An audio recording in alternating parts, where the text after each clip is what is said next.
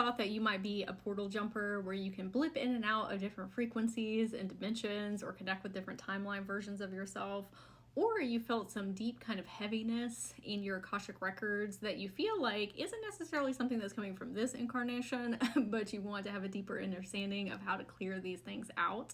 Well, I'm going to share a multidimensional chakra scan that I just did for a client in case it helps you on your journey as well. Now, you might hear my puppy snoring in the background back here. She's taking a nap. So when I went into my client's energy field, I saw a frog and it was jumping, leading me deeper into her Akashic records. And frogs are representative in shamanism as transformational phases, which my client was currently experiencing. And all of a sudden I heard this song and it was Bless the Rains Down in Africa. I think it's by Toto. My client actually receives a lot of downloads and insights through listening to music from her spirit team. And so when I was listening to the song, I was actually transported to Africa in the savannah, and I saw her energy body and I walked up to her and I said, "Hey, what are you doing?" And she was kind of telling me to be quiet. And I said, "Can I sit with you?" And she said, "No, you need to stand." And I said, "Okay." And she pointed and I saw this collection of bushes, and this lion walked out from behind it, as well as the lioness and his cubs, like the family unit together. And she looked at the lion in his eyes and bowed to him. And the lion was sending her energy and she was sending him energy. And I said, "What exactly is happening?" And she said, "I'm absorbing courageous frequencies because of going through the transformational phase that my client is, and working with this lion was going to help her get through to the other side." She said, "I was paying my respects." And then she said, "I'm getting ready to activate." And I said, "Activate what?" And it was so funny because, let me show you what she did. She took her finger like this and turned super slowly and pointed. It was a little creepy, not like scary or anything, but like something that you would see in like a spooky film. And I was like, "Okay, girl." But she was pointing at a portal door and she was telling me that I needed to go inside. And before I went in there, I wasn't necessarily feeling trepidatious, but there was some heaviness that I started to feel. And so I actually called in my dragon guardian, Ankh. He's like this big giant dragon, and I asked him if he would come with me, and he said absolutely. And so then we walked through the portal door, and all of a sudden I'm in a kitchen, like a restaurant kitchen, and all these pots and pans are flying everywhere. And as I'm walking through, I walk out to a bar, and there's only one person there sitting at the bar, and it's actually a different timeline version of my client. And I walk up to her and she said, "I've been waiting on you." And I said, "Okay, wait, what are we waiting for?" And she said, "I need to give something to my client." And it was a brooch. And she said that she needed to place it on her center of her chest. And it looked like an opal, opal crystal. And all of a sudden, I had the brooch on me because I'm serving as the physical representator of my client in this case. When I touched it, I actually projected outside of myself and was looking back at me and back at this different timeline in Ankh. And I said, "Am I supposed to go in there?" And she said yes, because the opal crystal was actually another portal. I asked Ankh if he could come with me, and she actually asked if he could stay there with her because she had never actually seen a dragon before, and she was like, "I have a lot of questions." And so I said, "Yeah, that's absolutely fine." So they stayed together and chatted, and then I went into the portal and then came into this swamp, like very dark and murky. There was this alligator that was circling around, and it was really funny because he was like chomping his mouth, but it just kept going and going. And I realized I was in an energetic time loop, basically a piece of time that was stuck, and it was just rotating over and over again. So I thought, okay, I start going deeper into the energy body, and this woman came to meet me, and she looked like a vulture kind of humanoid, but then at the same time she turned into like a Baba Yaga type of figure, which is I think Slavonic children's story about this woman who's a little scary. But she wasn't necessarily trying to scare me, but she was making it known that she didn't want anybody here in this space, and so she was very guarded and just was coming in with a very strong presence. And so I explained to her who I was and why I was there. And I asked her if she wanted to come to one of my home spaces internally, because I have one that's kind of like a cottage. It's very warm and cozy. It has a lot of books. It's a great place to heal with different incarnations. And me doing that gesture for her, she started crying because she didn't expect somebody to come in there and show her grace and compassion and kindness. And she said, yes, I do want to go. So I took her into my home and I told her, I said, let's go take a shower so we can get all of this murkiness off of you. And so she went up to go do that.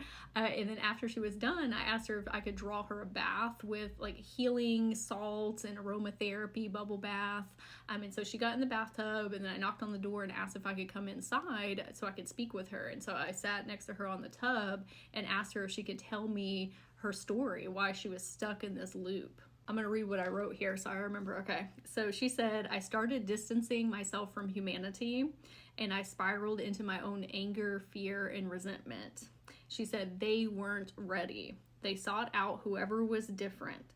I didn't feel like I was making a big enough impact. I couldn't take the pain anymore. So I removed myself and fell into my own shame. Basically what had happened in her incarnation, not the swamp area, but before that, she was a leader in the magical community, but she was one of the few people that were actually on her level. Like, she was a priestess, shamanic type of being, and there were a lot of magical people in this dimensional space, but you could think of her like the mother hen that was protecting all of her children, okay, all the little baby chickens, but mama birds also need support, okay? So she just got so overwhelmed with trying to help clear out persecution of magical abilities, and it was just very traumatic, and she just felt like she didn't have enough support, and so she had to draw a way to kind of like save herself. But in doing that, she experienced so much shame and guilt and fear. But a little bit of that was her own doing, because there were a lot of very advanced healers in that dimensional space, but she had some hyper independence wounds, and so she never really sought them out. And so that is a lesson in and of itself of finding magical community members who uplift and support and encourage you as well, with you being a leader. You know, leaders also need leaders. I said, well, how long were you stuck in this swamp area? And she said 500 years. And I was like, girl, what? Like, that's wild. But she said time doesn't work necessarily the same. Like, she understands that she's an infinite being. And so what I did was I gave her a memory ball that encompassed all of our Earth's history, okay, because she was from a different dimensional space. And even though it looks really rough right now, okay, from a larger historical viewpoint, we're actually headed in a really great direction. That's why all of these things are breaking down right now, internally and externally, to help us move into the new Earth paradigm. And then I showed her my client's memories as well, and how she is an amazing leader in the consciousness shift. And she said, oh, there is hope. And I said, yes, there's always hope. I said, do you want to be a part of our new Earth paradigm? Do you want to do the things that you were doing in your incarnation, but in this one as well? And she said yes. She was really excited about it, because the juxtaposition between her dimensional space and our dimensional space was so vastly different, and we're headed in such a more positive direction. And so she really wanted to be able to impart her wisdom and knowledge into this collective experience with working with my client and being a mentor of hers. She called my client an absolute joy. It was so sweet. And then she asked if she could show me her true form, because she was originally showing up to me as kind of a human so that I could better perceive her. And I said, yeah, absolutely, I would love that. Then she started turning into this giant tree being, but not a tree from Earth, like a intergalactic tree. And that scene in Alice in Wonderland where she eats the mushroom and she starts busting out of that room, that's what was happening in my house. And I said, hey, how about we go outside into the sunshine, and where you can kind of spread your limbs and get some fresh air. And so we went outside, and she was just so happy to be kind of like out of that murkiness place that she was in, the swamp. And it was so funny because all these birds started landing on her limbs, and she started laughing. She said, I have been around for a really long time, but I have forgotten my roots. And I said, is that a pun? And she said, "What's a pun?" And I explained to her the joke of her forgetting her ancient cosmic roots of who she is in juxtaposition to her being a tree and having roots, and she just thought that was hilarious. This true form of hers, she has been around for a very, very long time, a millennia, okay? This is a bigger vastness of herself outside of that more human incarnation that she had experienced and gotten lost in. And trees are very ancient, wise, divine beings, okay? And I asked her if she had anything that she wanted me to tell my client, and she said, I'm going to help her with her activation. And I said, okay, can you tell me a little bit more about this activation? Because the other timeline was being very elusive about what this is. And she said, I'm going to impart what I've learned throughout my history to her. Ancient wisdom and knowledge, working closely with the nature spirits and the elements. And I told my client, this is something that is going to be a massive, massive download for you that is going to take an entire lifetime to receive, okay? Because it is so expansive. And I told her, thank you so much. It was an honor and a blessing to be able to meet her and to liberate her from that energetic time loop that she had been in with that incarnation. I asked her if she could tell me more about my client's portal jumping abilities, and she said, oh, you're gonna have to ask the other timeline about that.